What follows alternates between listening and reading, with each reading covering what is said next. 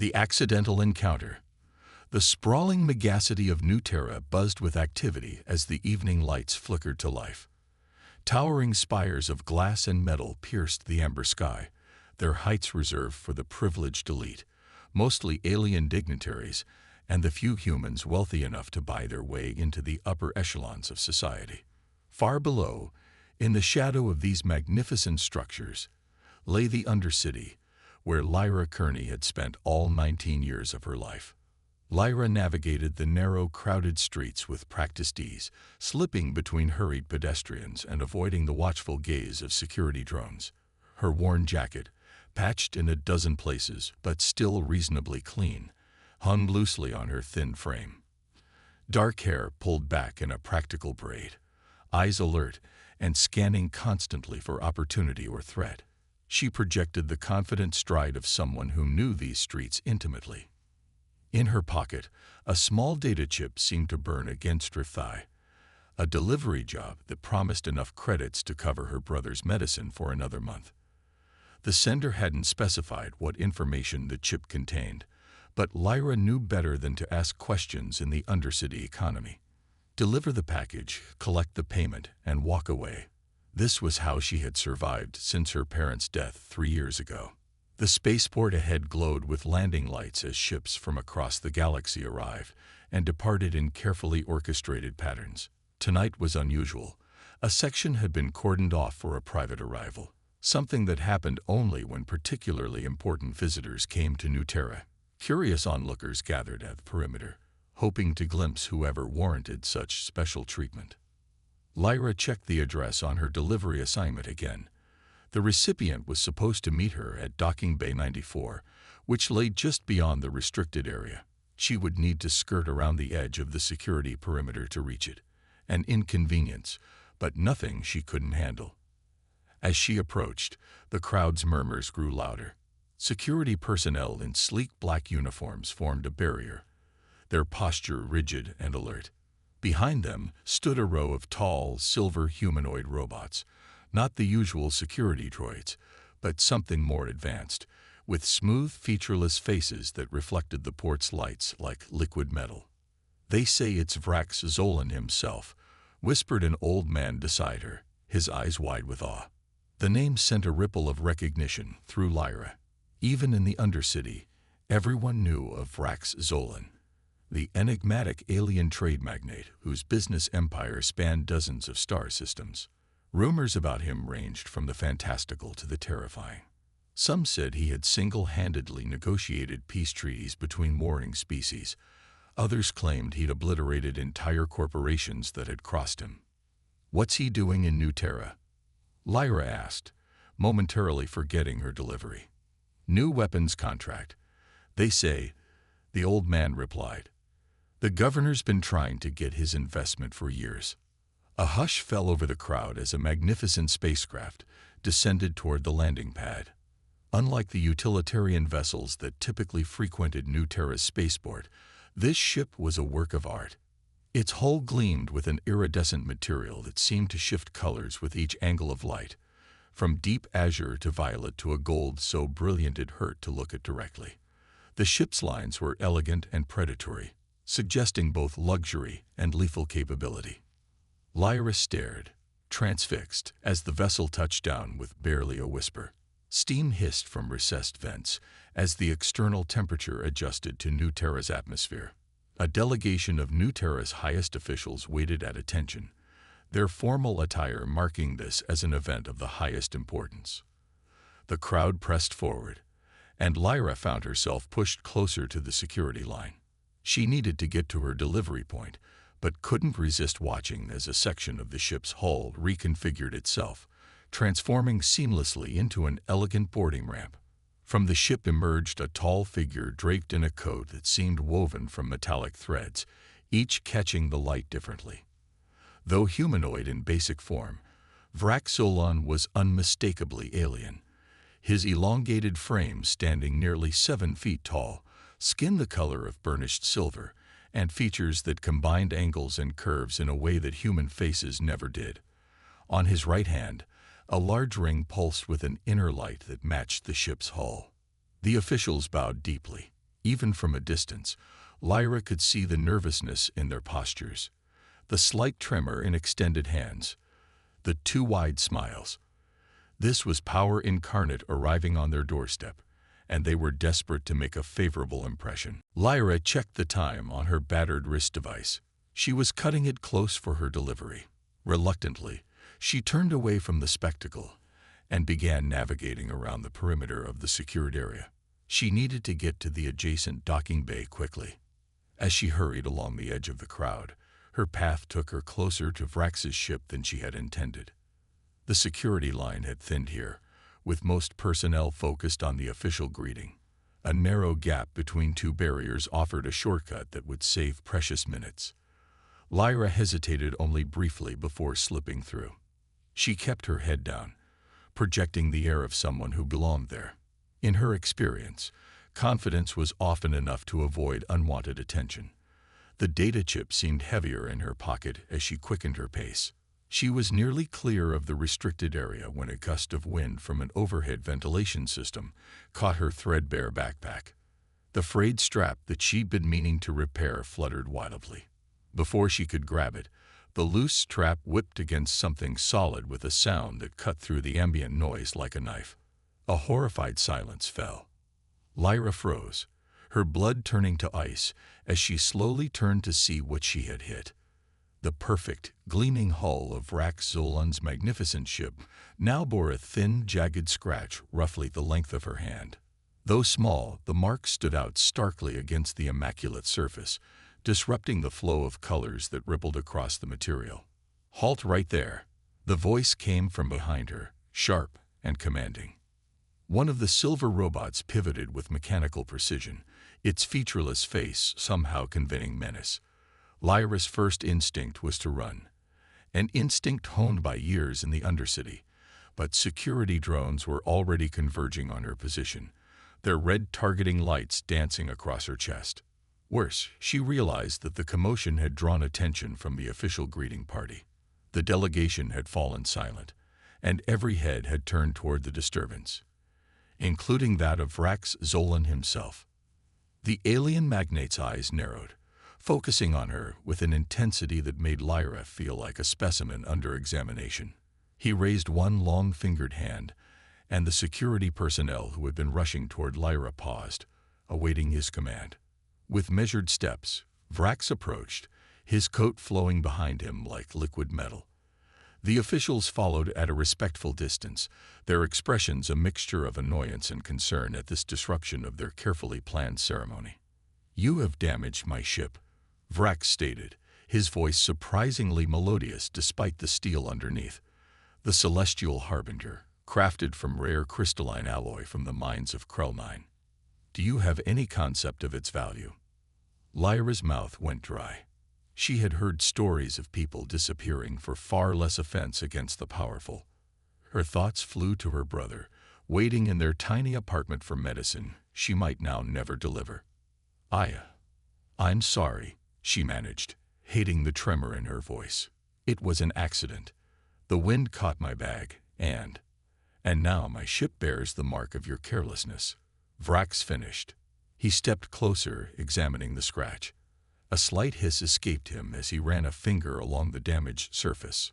One of the officials, a portly man in an elaborate uniform adorned with medals, stepped forward. "Lord Zolan, please accept our deepest apologies for this incident. The girl will be severely punished, I assure you. We maintain secure detention facilities for those who..." Vrax raised a hand, silencing the official mid-sentence. His gaze hadn't left Lyra, studying her with an intensity that made her want to shrink into herself. "What brought you to my ship, human girl?" he asked, his tone curious rather than accusatory. "Are you some sort of saboteur or merely lost?" Lyra swallowed hard. "Neither, sir. I have a delivery to make at Docking Bay 94. I was just trying to get around the restricted area." Vrax's gaze flicked to the pocket where she had instinctively placed a protective hand over the data chip. "A courier, then. Interesting. Most couriers in the galaxy now are automated. A human courier suggests sensitive information. Information that shouldn't be traceable through normal channels." A cold knot formed in Lyra's stomach. He had discerned far too much from such a simple observation. Vrax turned to one of his silver robots. "Scan her."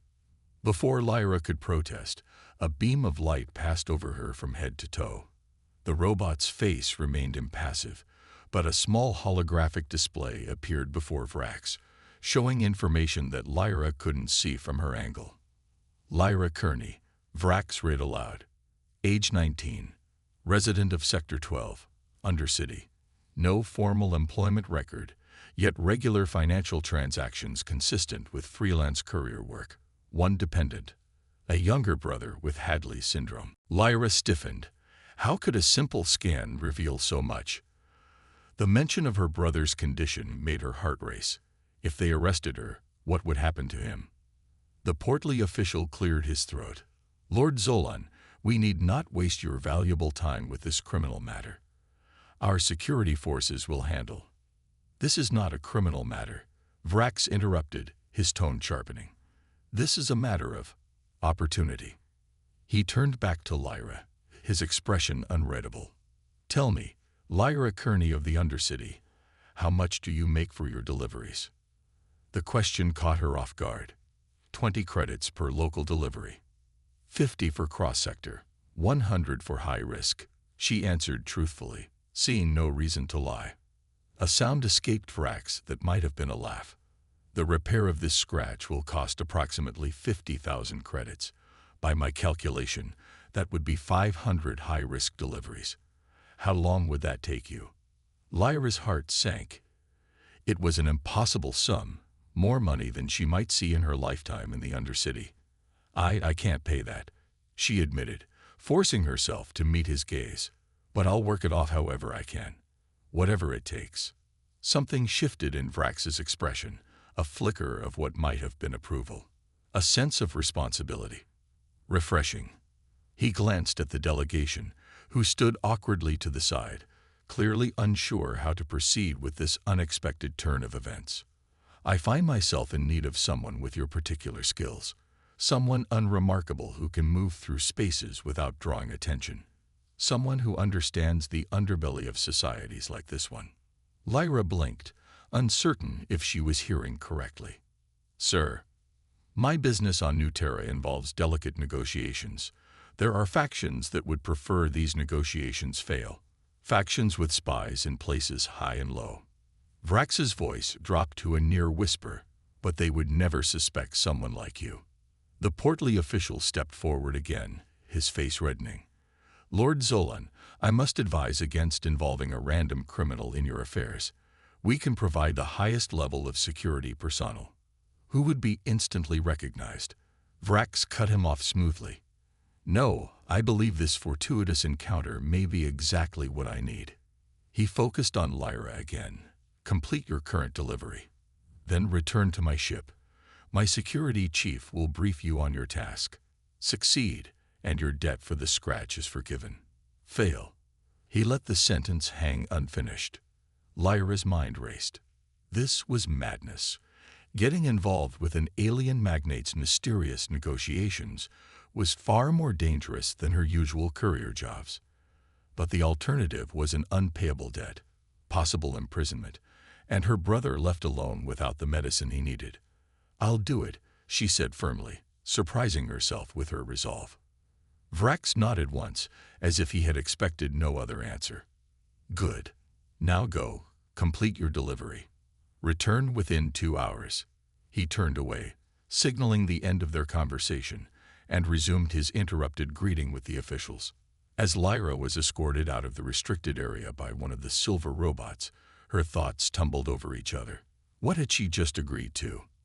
What kind of task would an interstellar trade magnate have for an undercity courier? The robot released her at the perimeter with a simple instruction. "Return to docking bay 86 in 2 hours. Do not be late." Lyra nodded numbly and continued toward her original destination. The data chip in her pocket no longer seemed significant compared to what awaited her after this delivery. As she walked away, she couldn't help glancing back at Vrax's magnificent ship, the thin scratch barely visible from this distance, but somehow altering the course of her life. She had a feeling that nothing would ever be the same again, all because of a frayed backpack strap and an ill-timed gust of wind. The Undercity had taught her to be wary of opportunities that seemed too good to be true, but it had also taught her that sometimes risks were necessary for survival. And perhaps this strange turn of events was the opportunity she had been waiting for, a chance to break free from the endless cycle of poverty and desperation. Or it might be the mistake that ended everything. Either way, in 2 hours, she would find out. The hidden agenda. Lyra stood before the gleaming hull of the Celestial Harbinger, the ship she had accidentally scratched mere hours ago.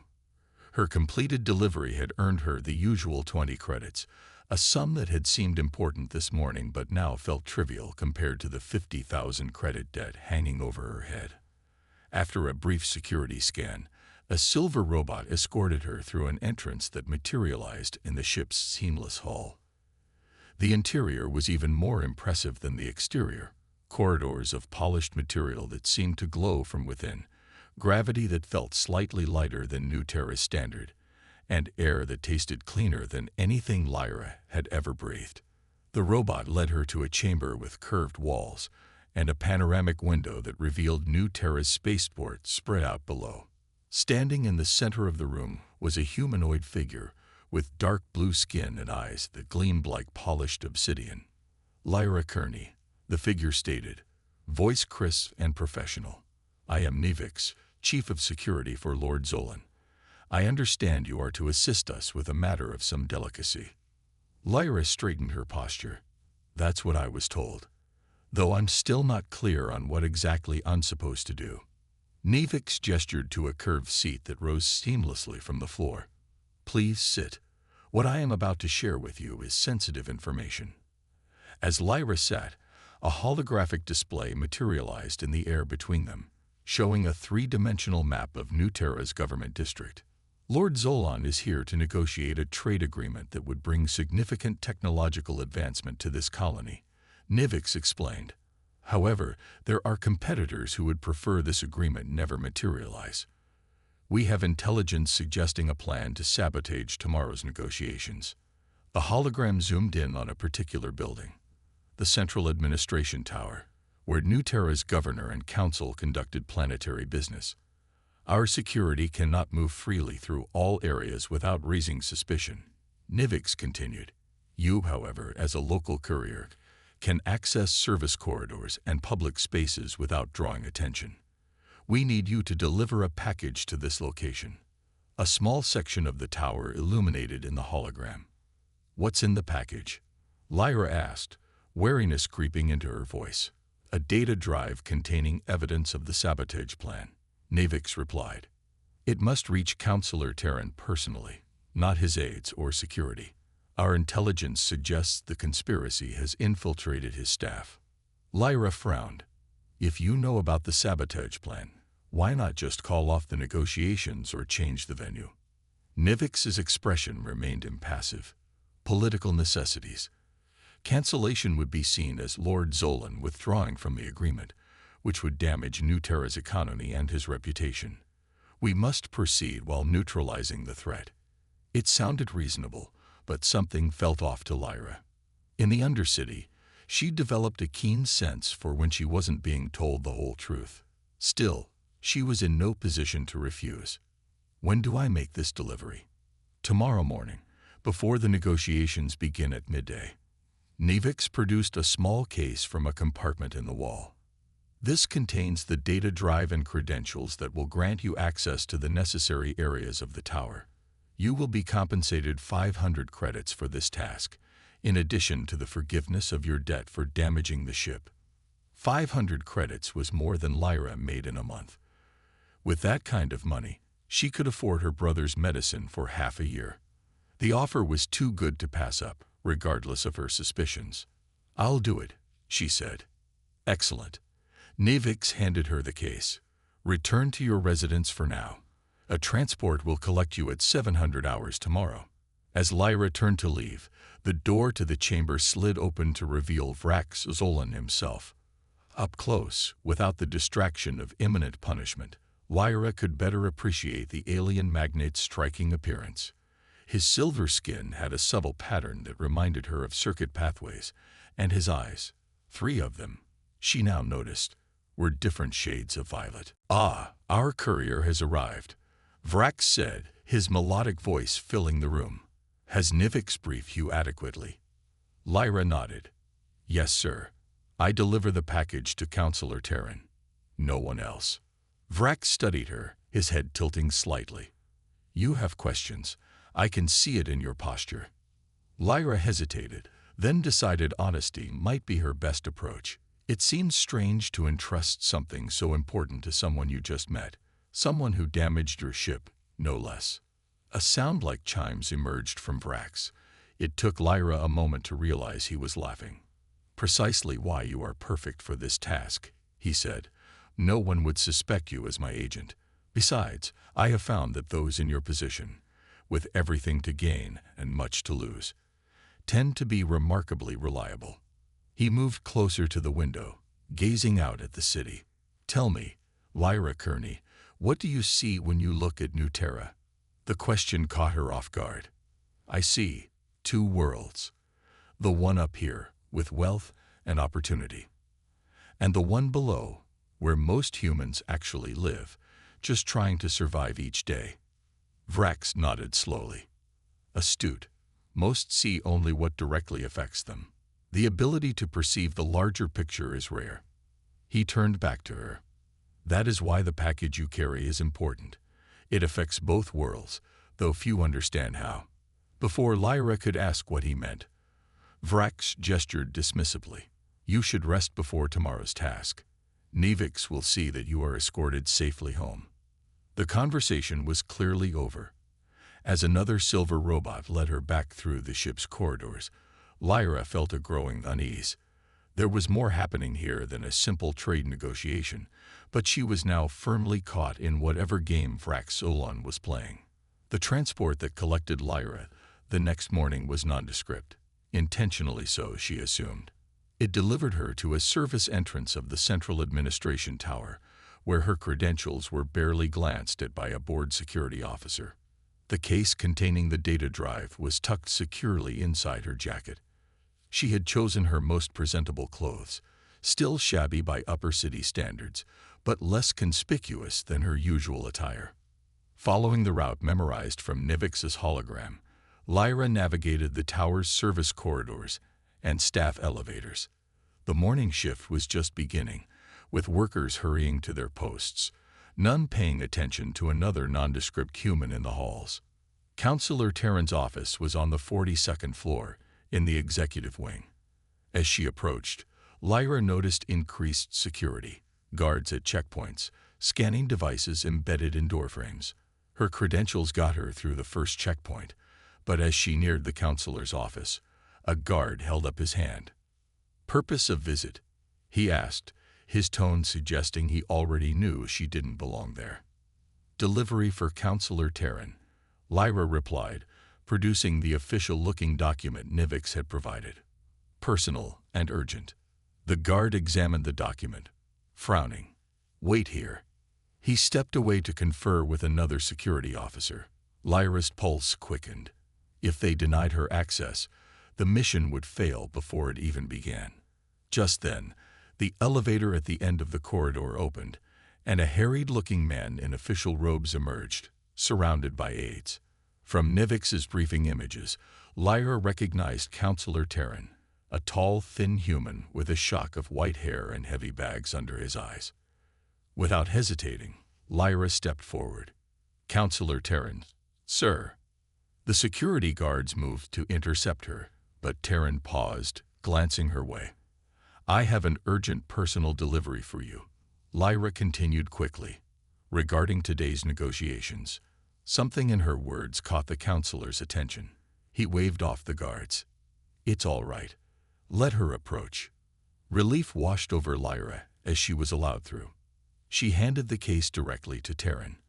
"I was instructed to ensure this reached you personally, sir." Terran took the case, studying her face. "Who sent you?" Lyra lowered her voice. "Lord Zolan, sir.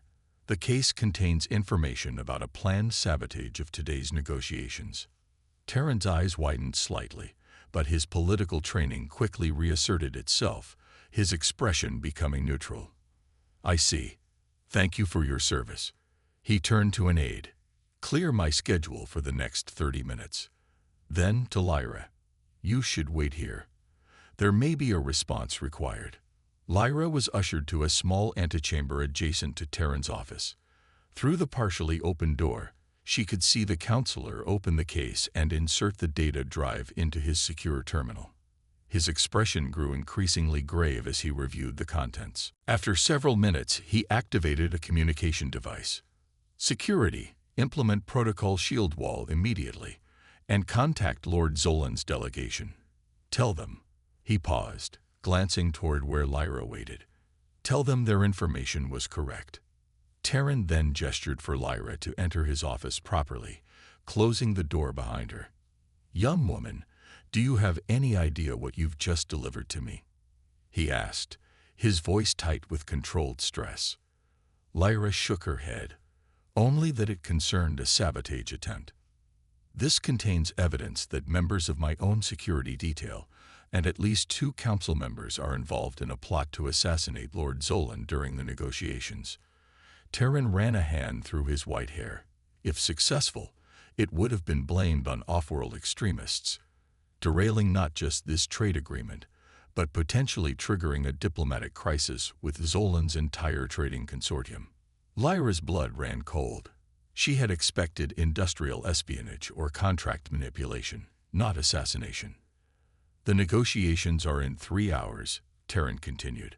"We're implementing security protocols, but I need to get word back to Lord Zolan about specific individuals to watch for." He reached into his desk and produced a small crystal sphere. "Take this to him. It contains my secure response and additional intelligence we've gathered." As Lyra accepted the sphere, alarms began blaring throughout the building. Terran's communication device lit up with urgent messages. "Security breach in the lower levels," he said, reading the alerts. "It's starting already." He pressed a button, and a section of wall slid open, revealing a private elevator. "Take this down to the diplomatic parking level. A transport should be waiting to return you to Lord Zolan's ship." As Lyra stepped into the elevator, Terran added, "And young lady, thank you. You may have just prevented an interstellar incident." The elevator doors closed, and Lyra descended swiftly, the crystal sphere clutched tightly in her hand. What had started as a simple delivery job to pay off a debt was rapidly evolving into something far more dangerous and complex. When the elevator doors opened at the parking level, Lyra found not the expected transport, but chaos. Security personnel were engaged in a firefight with armed intruders who had somehow breached the secure area. Blaster fire scorched the walls, and the acrid smell of burned circuitry filled the air. Lyra ducked behind a pillar, heart racing. Her path to the exit was blocked by the conflict. She needed to find another way out, and fast. The sphere in her hand suddenly felt like it was burning a hole in her pocket. Whatever it contained, people were willing to kill for it. Using the distraction of the firefight, she slipped from pillar to pillar, making her way toward a service corridor she had noticed on her way in. Just as she reached it, a blast hit nearby, showering her with debris. A sharp pain lanced through her arm as a fragment cut her, but she pushed forward, disappearing into the corridor. The service passage was dimly lit and seemingly deserted. Lyra moved as quickly as she dared, using her memory of the building's layout to navigate toward an alternative exit. The sounds of conflict grew distant behind her. She had nearly reached a service door when a figure stepped out from a cross corridor, blocking her path. The woman wore the uniform of tower security, but the cold look in her eyes and the blaster pointed directly at Lyra's chest suggested she wasn't there to help. "The sphere," the woman demanded, her voice emotionless. "Hand it over, and you might live through this." Lyra froze, mind racing. If she surrendered the sphere, Vrax's mission would fail, and her debt would remain. More importantly, an assassination plot would proceed. But if she refused, "I said, hand it over." The woman took a step closer, blaster unwavering. In that moment, Lyra made a decision. With a quick movement, she flung her injured arm forward, sending droplets of blood into the woman's face. The momentary distraction was all she needed. She lunged forward, using a move learned in countless undercity confrontations, and struck the woman's wrist, sending the blaster clattering to the floor. The security officer recovered quickly, throwing a punch that Lyra barely dodged. They grappled briefly before Lyra managed to slam her opponent against the wall, knocking the wind from her lungs. Seizing the advantage, Lyra delivered a precise strike to the side of the woman's head. Another undercity lesson, and the officer crumpled unconscious. Breathing hard, Lyra retrieved the fallen blaster. She had never used such a weapon before, but its weight provided a reassuring sense of security. She continued toward the exit, moving more cautiously now. Lyra froze, mind racing. If she surrendered the sphere, Vrax's mission would fail and her debt would remain. More importantly, an assassination plot would proceed. But if she refused, I said, hand it over. The woman took a step closer, blaster unwavering. In that moment, Lyra made a decision. With a quick movement, she flung her injured arm forward, sending droplets of blood into the woman's face. The momentary distraction was all she needed. She lunged forward, using a move learned in countless undercity confrontations, and struck the woman's wrist, sending the blaster clattering to the floor. The security officer recovered quickly, throwing a punch that Lyra barely dodged. They grappled briefly before Lyra managed to slam her opponent against the wall, knocking the wind from her lungs. Seizing the advantage, Lyra delivered a precise strike to the side of the woman's head. Another undercity lesson, and the officer crumpled unconscious. Breathing hard, Lyra retrieved the fallen blaster. She had never used such a weapon before, but its weight provided a reassuring sense of security. She continued toward the exit, moving more cautiously now. The service door led to a back alley behind the tower. Emerging into daylight, Lyra scanned for threats before darting across to a crowded pedestrian walkway, blending into the flow of people. The upper city residents, oblivious to the conflict inside the tower, continued their daily routines, giving Lyra the perfect cover.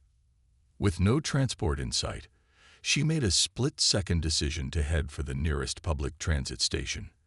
From there, she could make her way back to the spaceport, assuming the conspirators didn't cut her off first. As she hurried through the crowded streets, a public news display caught her attention. The headline scrolling across it read, CQRATEALERT at Central Adimainestoration Tower. Ni Ejiotuationans with ZOLONCONSORTIUM. DELAID. The situation was escalating more quickly than she had anticipated. Lyra picked up her pace, resisting the urge to run outright, which would only draw attention. At the transit station, she boarded the first available shuttle heading toward the spaceport district. As the doors were closing, she spotted two figures in tower security uniforms, scanning the crowd, their hands suspiciously close to concealed weapons. The shuttle pulled away just as one of them noticed her. Through the window, she saw him speak urgently into a communication device. They were tracking her. The journey to the spaceport district took 15 agonizing minutes. Lyra spent every second expecting the shuttle to be stopped. But when it finally arrived, she disembarked without incident, though she knew her pursuers wouldn't be far behind. The spaceport was crowded with travelers and workers, providing good cover. She navigated through the throng, heading toward Docking Bay 86, where the celestial harbinger waited. The crystal sphere felt increasingly heavy in her pocket. Just as the ship came into view, Lyra spotted a group of security officers establishing a perimeter, checking identification of anyone approaching the docking bay. They weren't tower security. These were port authorities, likely alerted by the conspirators using official channels. Lyra Kearney, it said in a neutral tone. Lord Zolan anticipated complications. Follow me. The robot led her through a maintenance access point and into a network of service tunnels that ran beneath the docking bays. These tunnels were utilitarian and grimy, a stark contrast to the gleaming upper city above, and more reminiscent of the undercity Lyra knew so well. They emerged from an access hatch directly beneath the Celestial Harbinger. The robot placed its hand on a hidden panel, and a section of the ship's underside reconfigured, forming a small entry point. Once inside, Lyra was immediately escorted to what appeared to be a command center. Vraxolan stood before an array of holographic displays, showing various parts of the spaceport and city. Nevix was beside him, directing the movements of security teams via silent commands. Vrax turned as Lyra entered. "You have succeeded where others would have failed," he said without preamble. "The sphere." Lyra produced the crystal object and handed it to him. Counselor Terran said it contains his response and additional intelligence. Vrax placed the sphere on a scanning platform. The holographic displays shifted, now showing data streams and security footage from inside the central administration tower. The images revealed armed confrontations in multiple sectors of the building. "It is as we suspected," Vrax said, turning to Nevix. "The conspiracy reaches higher than just New Terra. The assassination attempt was merely one component of a larger plan." Nevix nodded grimly. "The timing aligns with the incidents on Raxus Prime and Kelthoria. This confirms our theory of coordinated action." Lyra looked between them, confusion and frustration mounting. "What's really happening here? This isn't just about a trade negotiation, is it?" Vrax studied her for a long moment, as if reassessing her role in whatever game was being played. Finally, he gestured to a seat. "No, Lyra Kearney, it is not merely about a trade negotiation," he admitted. "What you have stumbled into, quite literally." "When?" The ultimate revelation. She made her way through the ship's corridors, nodding to crew members as she passed. 3 months ago, they had regarded her with curiosity or suspicion. Now, after several successful missions helping to uncover coalition cells, she had earned their respect. The command center was a hub of activity when she arrived. Vrax stood at its center, surrounded by holographic displays showing security feeds from the summit below. Nevix coordinated with security teams, his fingers dancing through data streams with practiced precision. "Ah, Lyra," Vrax greeted her. "Just in time. We've received concerning intelligence." He gestured to a display showing a woman with striking platinum hair moving through the summit's reception hall. "This is Celine Varda, officially a trade representative from Europa Colony. Our intelligence suggests she is actually a high-ranking member of the coalition, possibly its leader." Lyra studied the elegant woman, who moved with practiced grace among the delegates. "She doesn't look like an extremist." "Few do," Nevix commented. "The most dangerous rarely advertise their intentions." Vrax nodded.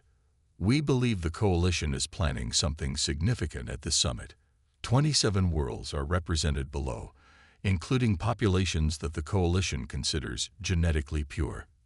If they could demonstrate the dangers of cooperation." 3 months had passed since Lyra's hurried departure from New Terra. In that time, the Celestial Harbinger had visited 7 different worlds, each more extraordinary than the last. Lyra had seen floating cities on gas giants, underwater metropolises, and stations carved into asteroids.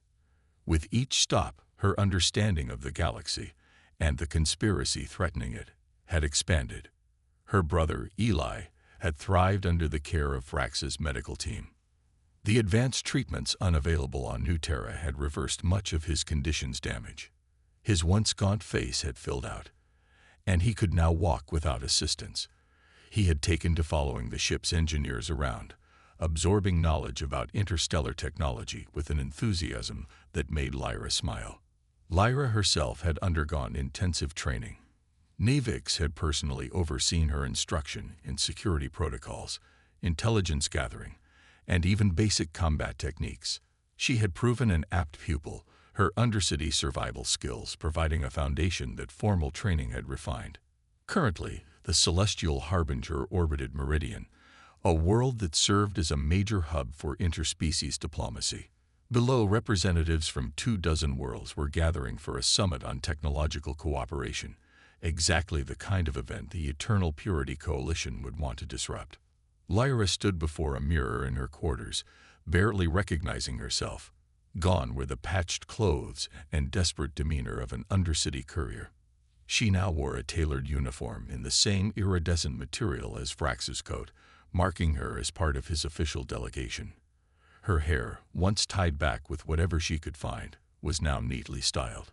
Still getting used to it, Eli asked from the doorway, a grin on his healthy face. Every day, she admitted, turning to face him. Sometimes I wake up thinking I'm back in our apartment, and you're going to need your medicine. Eli entered the room, his movements fluid and confident. Another change from the sickly brother she had spent years protecting. I had a message from the engineering team, he said, excitement evident in his voice. They've approved my application for the apprenticeship program. Lyra wrapped him in a tight hug. That's fantastic. You'll be building ships before you know it. Their celebration was interrupted by a gentle chime, the ship's notification that Lyra's presence was requested. She released her brother with a playful ruffle of his hair. Duty calls. We'll celebrate properly tonight. They could set back interspecies relations by decades. Lyra finished, understanding the stakes. Precisely. Vrax manipulated the hologram, highlighting key areas of the summit complex. Security is tight, but not impenetrable. We've detected unusual energy signatures in the lower levels, suggesting equipment that was smuggled in despite the screenings. What's the plan? Lyra asked, already anticipating her role. A direct accusation without proof would be diplomatic suicide. Vrax explained. We need evidence of Varda's connection to the coalition and whatever they're planning. You will accompany me to the summit as part of my delegation. While I engage the diplomats, you will track Varda and gather that evidence. I'm going in officially, Lyra asked, surprised. Her previous missions had all been covered. The coalition knows your face now, Nevix said. Subterfuge would be pointless. Instead, we use their awareness to our advantage. They will be watching you so closely that they may not notice what you're actually doing. It was a risky strategy, but Lyra understood the logic. She had learned that in high-stakes games, sometimes the most unexpected move was the most effective. When do we leave? Immediately, Vrax replied. The primary negotiations begin in 3 hours. That gives us time to position our people and establish contingencies. As they prepared to depart, Lyra checked the small devices concealed within her uniform, recording equipment, scanning technology, and a discreet weapon that had become standard for her missions. She found Eli before leaving, explaining that she would be planetside for the summit. Be careful, he said, his expression suddenly serious. Those coalition people, they're fanatics. They don't care who gets hurt. Lyra hugged him again. I know, but we're going to stop them. Just keep studying those engineering manuals while I'm gone. The shuttle ride to Meridian's surface was brief. The summit complex was a marvel of architecture, a massive structure of transparent materials that seemed to flow like water, capturing the light of the planet's twin suns. Inside, representatives from across the galaxy mingled in preparation for the formal negotiations. Vrax's arrival caused a stir. His reputation as both a business magnate and a proponent of interspecies cooperation made him a significant figure at any such gathering. Lyra walked 2 steps behind him, projecting the professional demeanor she had practiced. She spotted Celine Varda across the reception hall, deep in conversation with delegates from 3 different worlds. Nothing in the woman's behavior suggested extremism or malice. She laughed at appropriate moments, listened attentively, and projected warmth. If Vrax's intelligence was correct, she was an exceptional actor. As Vrax engaged with a group of dignitaries, Lyra circulated through the crowd, her senses alert for anything unusual. Her scanner, disguised as a ceremonial bracelet, continuously monitored for the energy signatures detected earlier. After an hour of careful observation, she noticed something odd about Varda's movements. The woman had spoken with representatives from nearly every world, except those Vrax had identified as coalition targets. It was a subtle pattern, one that might be coincidental, but Lyra's undercity instincts told her otherwise. She maneuvered closer, using the crowd as cover. As she passed near Varda, her scanner vibrated subtly against her wrist. An alert. Something on the woman's person matched the energy signature they were tracking. Lyra caught Nevix's eye across the room and gave a subtle signal. He acknowledged with an almost imperceptible nod and began coordinating their security team through his implanted communicator. The chime announcing the start of formal negotiations rang through the hall. Delegates began moving toward the central chamber, a vast circular room with tiered seating and a spectacular view of Meridian's mountain range through its transparent ceiling. Lyra followed, maintaining visual contact with Varda. The woman moved with unhurried confidence, occasionally touching her elaborate necklace, a nervous tick, or something else. Inside the chamber, Vrax took his position at one of the speaking platforms. Representatives from major worlds did the same, with their aides and delegates filling the tiered seating around them. Lyra sat in the section reserved for Vrax's delegation, positioned where she could observe both the proceedings and Varda. The summit's chairperson, a tall, willowy being from a water world, called the gathering to order. As the formal speeches began, Lyra noticed Varda check a small device disguised as a timepiece. The woman's expression remained pleasant, but something in her eyes had hardened. Trusting her instincts, Lyra sent a coded message to Nevix. Subject alert. Possible countdown initiated. She received confirmation, then watched as Vrax's security personnel began discreetly repositioning throughout the chamber. Whatever was coming, they would be ready. The first speaker, a representative from an old human colony, began addressing the gathered delegates about shared research initiatives. Lyra used the distraction to activate her scanner's highest sensitivity, searching for more precise information about the energy signature. The results made her blood run cold. The pattern matched experimental phase shift explosives, devices capable of selective molecular destruction.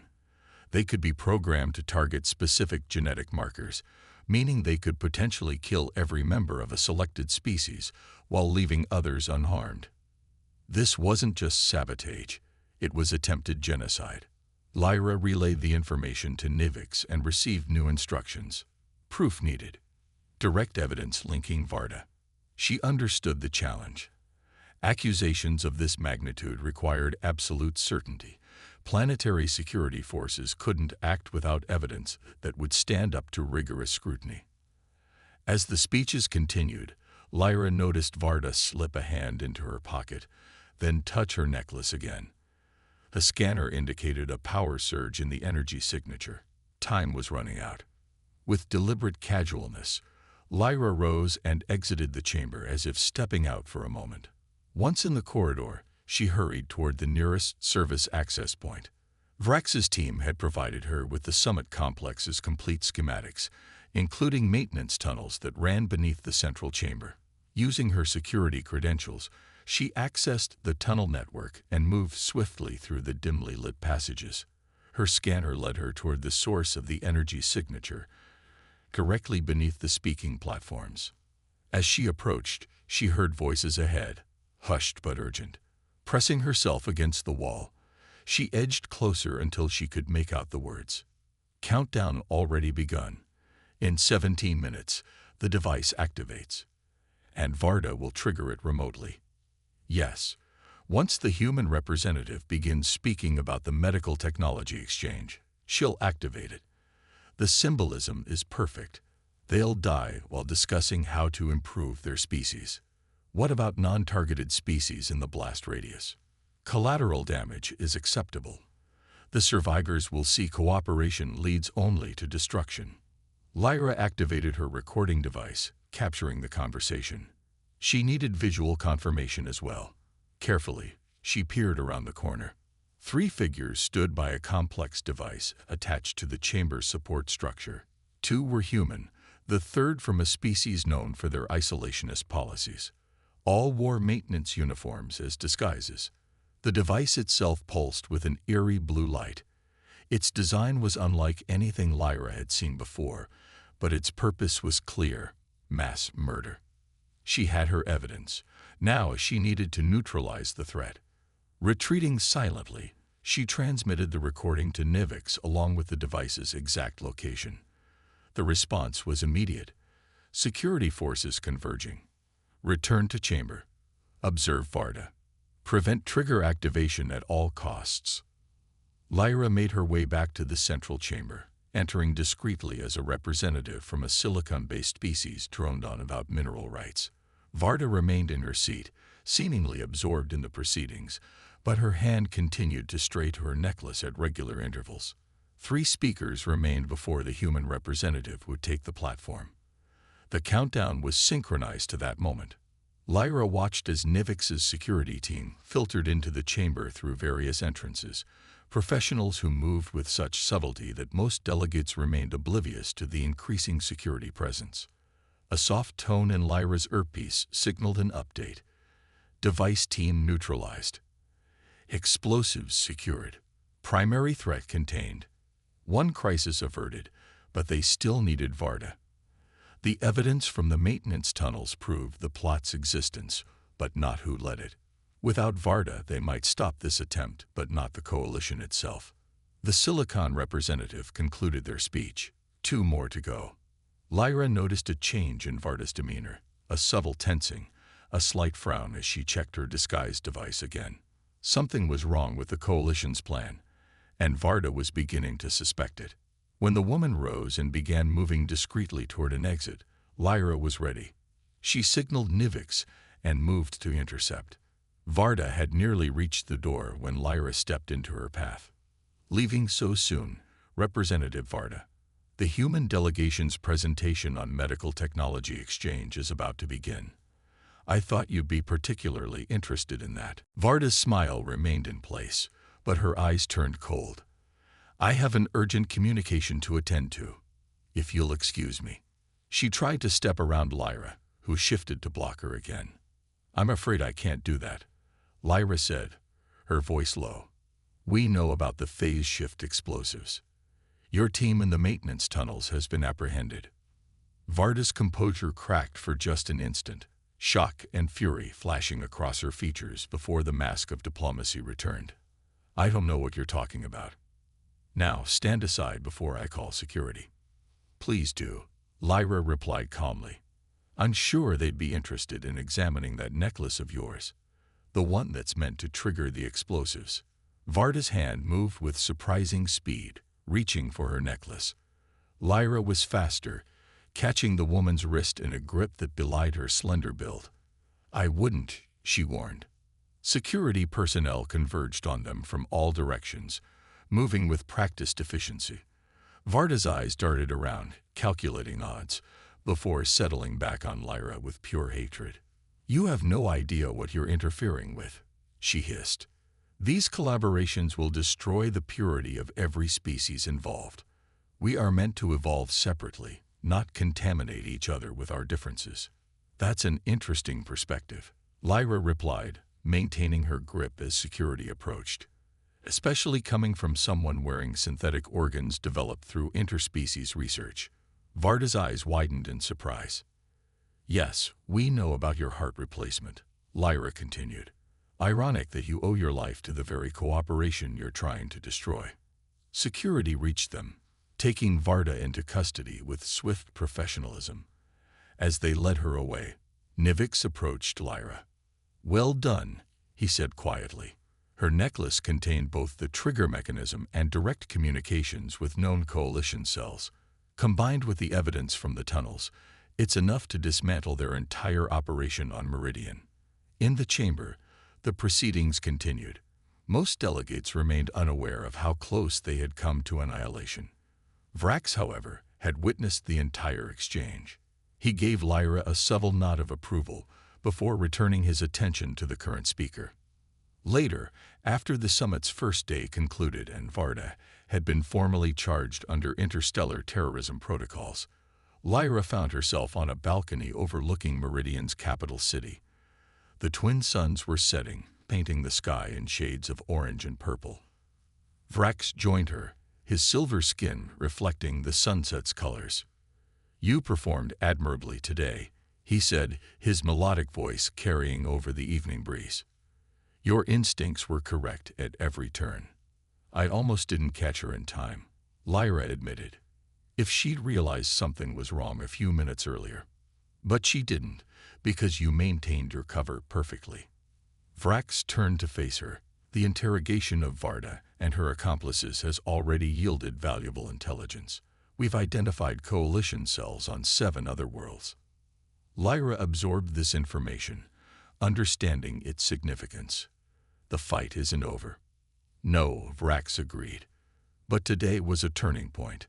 With Varda's capture and the evidence recovered, planetary security forces across the galaxy now have proof of the Coalition's existence and methods. They can no longer operate in the shadows." He produced a small object from his coat, a data crystal that glowed with inner light. "This contains information about the next phase of our operations, the Coalition's leadership structure, their primary bases, their financial networks. Now that we've removed Varda, we can move against the organization as a whole." Lyra accepted the crystal, feeling its weight, both physical and symbolic. "You're trusting me with this. You've more than earned it." Vrax's 3 eyes regarded her with what she had come to recognize as respect. "From the moment you accidentally scratched my ship, you've demonstrated remarkable adaptability, courage, and insight. Those qualities are rare in any species." He gestured toward the city below, where lights were beginning to illuminate the darkening landscape. "What happens next is your choice, Lyra Kearney. You could take your brother and the considerable payment you've earned, settle on any world you choose, and live comfortably. Or you could continue with us, helping to ensure that organizations like the Coalition cannot prevent worlds and species from benefiting from each other's knowledge." Lyra thought of Eli, happily immersed in his engineering studies. She thought of the medical technology that had saved him, technology that would have come to New Terra if not for the Coalition's interference. She thought of how many others suffered while treatments existed that could save them, if only cooperation were allowed to flourish. "I think you already know my answer," she said. Vrax made that chiming sound that signified amusement. "I had my suspicions, but I've learned never to assume I know what a human will choose." As darkness fell and Viridian's moons rose, Lyra reflected on the improbable journey that had brought her here. 3 months ago, she had been an anonymous courier in the Undercity, focused only on survival. Now she stood at the center of events that would shape galactic politics for generations. All because of a frayed backpack strap and an accidental scratch on a ship's hull. The universe, it seemed, worked in strange and unexpected ways. 6 months later, Lyra stood on the observation deck of the Celestial Harbinger, watching as New Terra grew larger in the viewport. The planet looked just as she remembered. A blue-green sphere swirled with white clouds, orbiting a yellow star. Yet everything else had changed. The Coalition had been systematically dismantled, its leaders arrested, its financial resources seized. The evidence Lyra had helped gather had been irrefutable, leading to coordinated operations across 24 worlds. There would always be those who feared difference, who preached isolation, but the organized threat had been neutralized. Vrax joined her at the viewport, his reflective coat subtly changed to incorporate elements of New Terran design, a diplomatic gesture for their return. "Feeling nostalgic?" he asked. "Curious," Lyra replied. "I never thought I'd see this place again." "The signing ceremony would not be complete without you," Vrax said. "After all, you played a significant role in making it possible." Below, New Terra's government had finally approved the trade and technology exchange agreement that had been disrupted months ago. The medical technology that could treat conditions like Hadley syndrome would now reach those who needed it. The Undercity would receive infrastructure improvements that would raise the standard of living for thousands. "Is Eli nervous about his presentation?" Vrax asked. Lyra smiled. Her brother had been invited to demonstrate the prototype he had helped design, a portable diagnostic device that combined human ingenuity with alien technology, affordable enough to be distributed throughout the Undercity. Terrified, she admitted, but in a good way. He's practiced his speech 50 times. A chime indicated they were beginning final approach. Lyra's new uniform, marking her official position as liaison between Vrax's consortium and planetary governments, felt comfortable now, no longer the strange costume it had once seemed. As they prepared to disembark, Vrax paused, his expression thoughtful. "I had the most curious thought," he said. "The original scratch on my ship, I had it analyzed. The particular angle and depth suggested it could only have happened in exactly the way it did, with precisely the force your bag applied. The odds against such a specific accident occurring at that exact moment, when you were in that exact position." "What are you saying?" Lyra asked. Perhaps it wasn't coincidence. Perhaps the universe itself conspired to bring together the precise elements needed to thwart the coalition. A cosmic nudge, if you will. Lyra considered this. She had never been one for philosophical speculation, but her experiences had expanded her thinking in many ways. "Or maybe," she suggested with a smile, "you should have used more durable materials for your fancy ship." Vrax's chiming laugh echoed through the observation deck. As they descended toward New Terra, toward a future neither of them could have imagined that day at the spaceport, Lyra thought about the strange, winding path that had brought her here.